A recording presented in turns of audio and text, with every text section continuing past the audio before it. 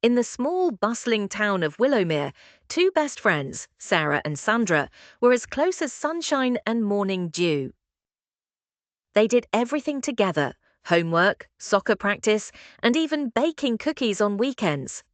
But as they grew older, something new started to bloom between them: a dream to become successful in their own way.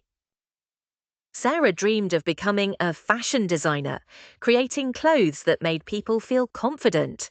She spent hours sketching dresses in her notebook, her pencils always stained with colour.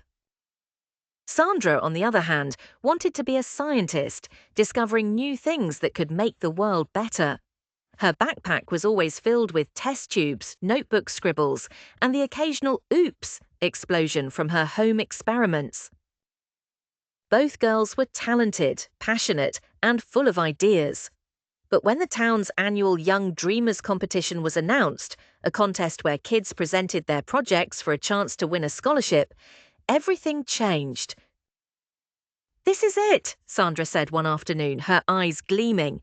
"If I win, I'll finally get my science kit upgraded." Sarah smiled, though her heart raced. "And if I win, I could buy fabric for my own mini fashion line." The two friends were excited, but soon realized success wasn't as simple as it sounded. Step 1. Dream big, but start small. Sarah wanted to create an entire fashion collection in 2 weeks. She filled her sketchbook with 20 designs, then panicked when she couldn't finish even one. Meanwhile, Sandra tried to invent a solar-powered robot that could clean up trash. After 3 days and one melted circuit board, she sighed, "Maybe I'm not cut out for this." They both felt stuck. That's when Sarah's grandmother, a retired art teacher, stopped by their table. She looked at their frustrated faces and said kindly, "Girls, a tree doesn't grow all at once. It starts with a seed. What's your first small step?" Sarah and Sandra exchanged looks. For Sarah, the first step wasn't a full collection.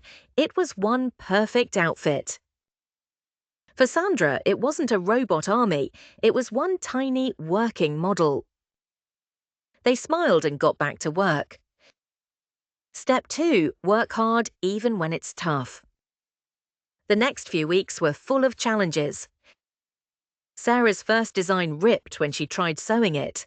Sandra's experiment failed 3 times in a row. There were days they both wanted to quit, but each time they remembered what Sarah's grandmother had said: every success grows one small step at a time. So Sarah practiced stitching until her fingers stopped trembling. Sandra studied how solar panels worked until her circuits finally lit up. They worked through mistakes, messes, and midnight snacks. Slowly but surely, their dreams began to take shape. Step 3. Ask for help and learn from others. One Saturday, Sarah got frustrated with her fabric again. "I can't get the sleeves right," she groaned. Sandra grinned and said, "Let me help. You help me with science, I'll help you with sewing."